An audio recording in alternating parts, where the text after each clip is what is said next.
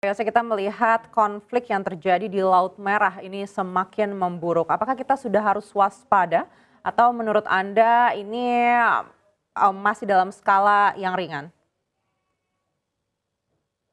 Ya, memang kelihatannya perkembangan geopolitik dan dinamika yang terjadi di daerah Timur Tengah ini semakin hari semakin mengkhawatirkan ya. Kita baru saja melihat bagaimana bom yang terjadi di Iran, sementara kita juga mengetahui bahwa Iran sendiri juga terlibat cukup intensif dengan berbagai isu-isu yang terjadi atau berbagai tensi yang terjadi di kawasan Timur Tengah, khususnya yang terjadi di daerah Palestina dan Levant secara keseluruhan ya, di mana ini juga semakin hari semakin belum kita bisa lihat solusinya seperti apa, dan tentunya ini akan sangat berpengaruh sekali kepada perekonomian.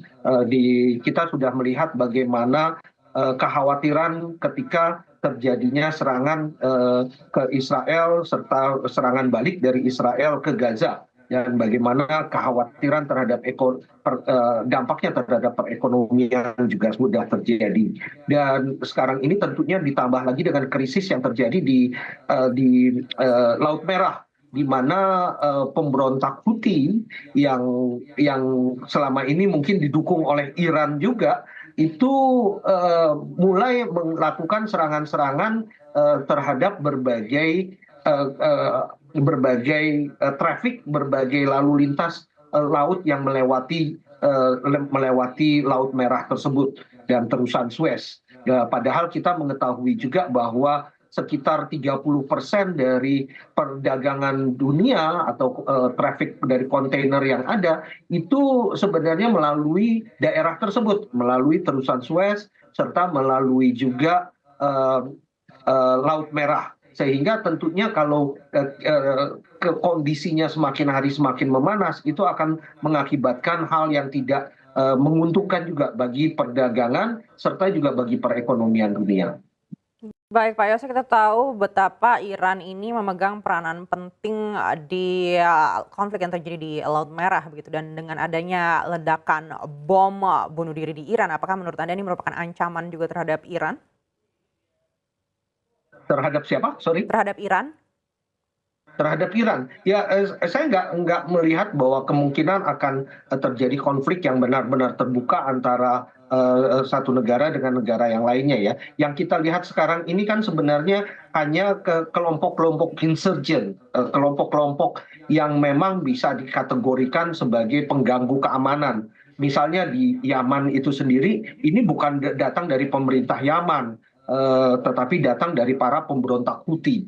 Dan ini artinya makin sulit sebenarnya dikontrol, makin sulit juga untuk diprediksi, karena mereka bisa melakukan berbagai tindakan-tindakan tersebut secara sangat sporadik dan juga sangat memberikan dampak yang cukup tinggi kepada perekonomian.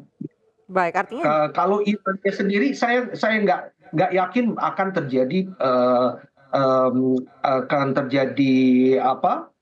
konflik yang terbuka dengan negara-negara Arab yang lainnya. Paling tidak melihat kondisi yang terjadi sekarang ini lebih menguntungkan bagi mereka untuk melalui proksi-proksi yang ada, baik itu misalnya ke kelompok pemberontak Houthi ataupun juga misalnya Hizbullah di Lebanon. Jadi tidak dengan melakukan konflik terbuka sendiri seperti yang dilakukan pada tahun 80-an misalkan.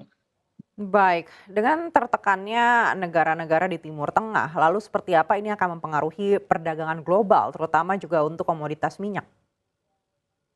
Ya, seperti yang tadi saya katakan bahwa sepertiga dari berbagai jalur perdagangan itu melewati Laut Merah, dan ini sangat berdampak sekali kepada perdagangan antara Amerika dan Eropa dengan kawasan di Asia Tenggara ataupun kawasan Asia Timur ini.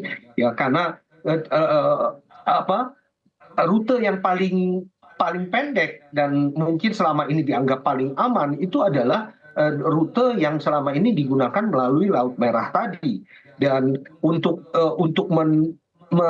reroute perdagangan tadi itu akan menambah biaya yang cukup besar. Belum lagi waktu yang cukup lama juga. Diperkirakan akan ada tambahan waktu hingga 14 hari kalau pelayaran itu harus melalui Cape of Hope di Afrika Selatan ya, dibandingkan dengan melewati kawasan Laut Merah.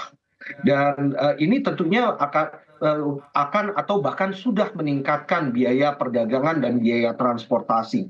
Misalnya kalau kita lihat data-data yang ada itu menunjukkan bagaimana freight cost itu sudah meningkat hingga hampir di beberapa situasi meningkat hingga hampir 180%.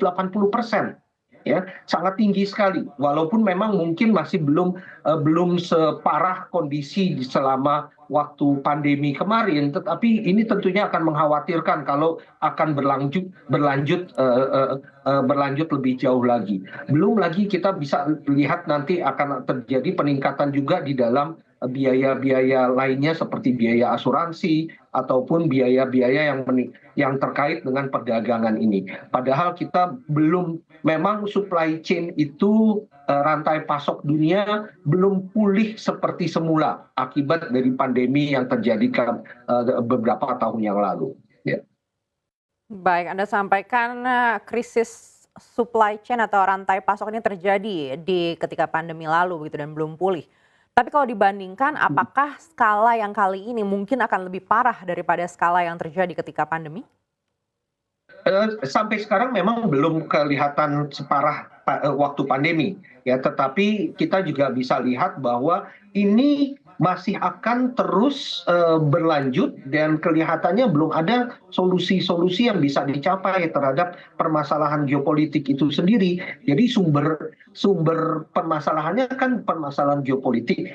Sementara kita bisa lihat adanya wacana pemindahan warga Gaza. Ini tentu saja sangat menyalahi aturan-aturan internasional. Tetapi kalau kalau Israel tetap ngotot untuk melakukan itu, ini tentunya akan menambah tensi yang ada di sana.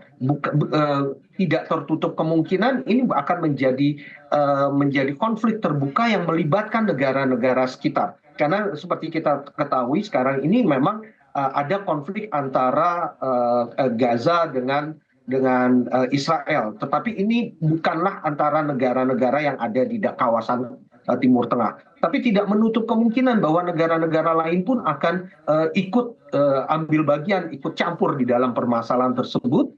Kalau kemudian Israel tetap ngotot melakukan inisiatif yang mereka anggap menjadi solusi itu buat permasalahan mereka. Dan kalau sudah seperti itu, kita pasti akan melihat dampaknya terhadap perekonomian, baik itu dari peningkatan harga minyak misalnya, ataupun juga terganggunya lalu lintas perdagangan dan supply chain di dunia.